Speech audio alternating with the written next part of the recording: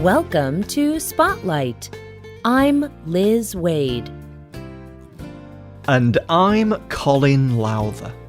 Spotlight uses a special English method of broadcasting. It is easier for people to understand no matter where in the world they live.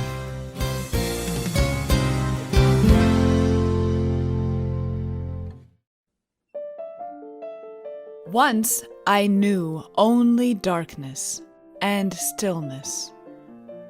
My life was without past or future, but a little word from the fingers of another person fell into my empty hand, and then my heart suddenly opened to the wonder of living. Helen Adams Keller wrote these hopeful words. Her childhood was dark and silent, yet she became an encouraging writer and teacher for many people. Today's spotlight is on the writer and educator Helen Keller. Helen Keller was born in 1880 in the United States. She was a healthy baby, but Helen became very sick when she was 1.5 years old. No one knew what kind of sickness she had. Now, experts think she may have had scarlet fever or meningitis. Her sickness was very serious. Her family believed that Helen was going to die. Helen did not die. She seemed to recover from her sickness. Her family was very happy. But all was not well. Helen's mother saw that Helen's behavior had changed. Helen did not react to noise. She did not react to movement either. When Helen's mother placed her hand in front of Helen's eyes, Helen did not move. She could not see. She could not hear. The sickness had left Helen blind and deaf. Life for Helen and her family was difficult. Helen became a troublesome child. She smashed things in the house. She was angry. She was intelligent, but she had no way to communicate. By the time she was 6 years old, Helen's family needed a new way to help her. They travelled to an institute for the blind.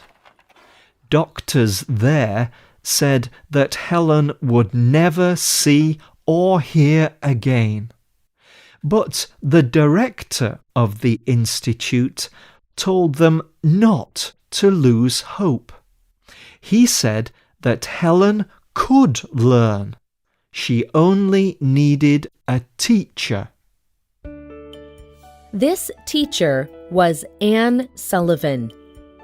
Anne was a 20-year-old student at the Institute for the Blind. Anne had lost most of her eyesight at the age of 5. At the Institute for the Blind, she had operations on her eyes. Then she could see better.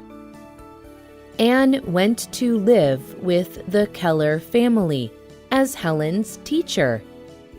Later, Helen wrote, "Alone we can do so little. Together we can do so much. Walking with a friend in the dark is better than walking alone in the light. Anne changed Helen's life.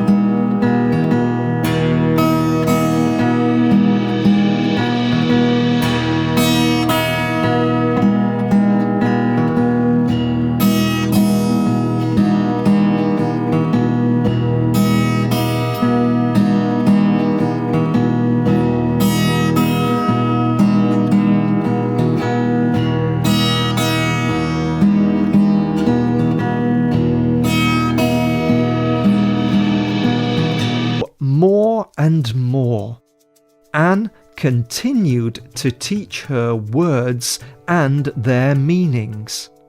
Soon, Anne taught Helen to read and write. Helen did this through her sense of touch. People were very surprised that Helen could read, write, and communicate.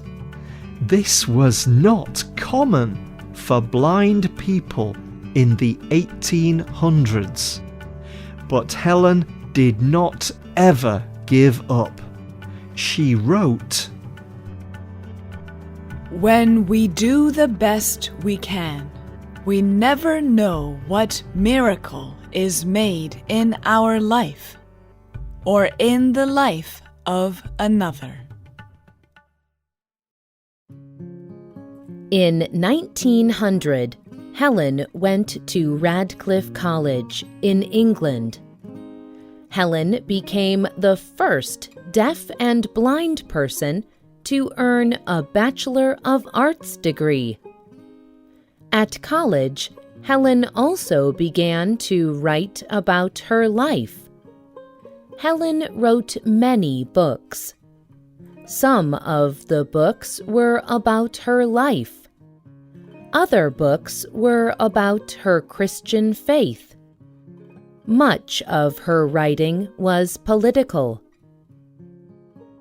Helen Keller saw that many blind people lived in poor conditions. Blind people did not get a good education. But Helen showed that it is possible for blind people to live happy, productive lives. She wrote, "The public must learn that the blind man has a mind that can be educated. He has a hand that can be trained. He has dreams that are right for him to work towards." Helen was also very interested in justice for blind people in other countries. She traveled to 40 countries around the world. She gave speeches and brought hope to many people.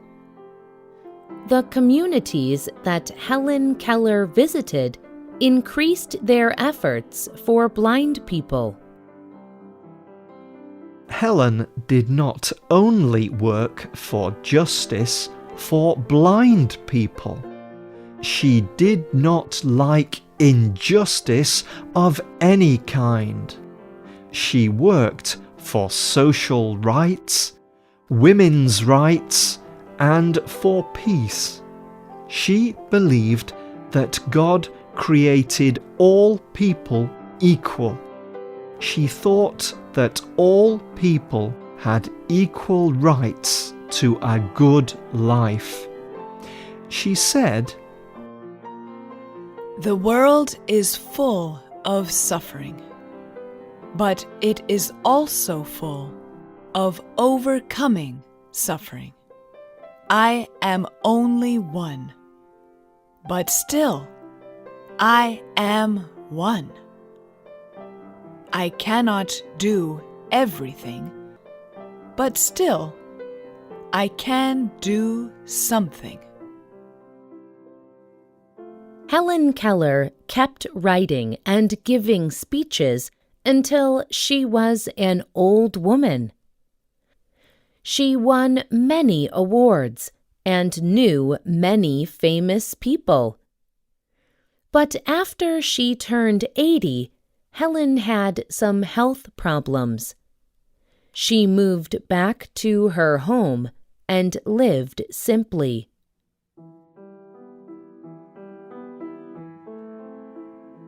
Helen Keller died peacefully at the age of 88.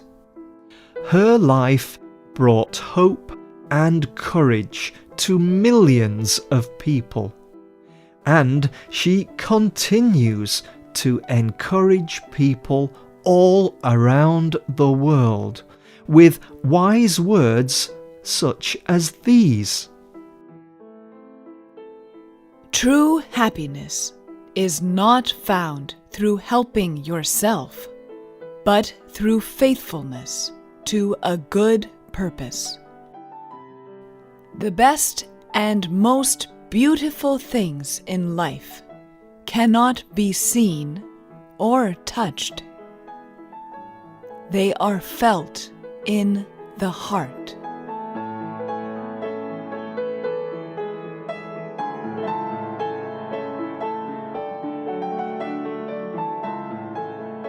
The writers of this program were Marina Santi and Rena Dam.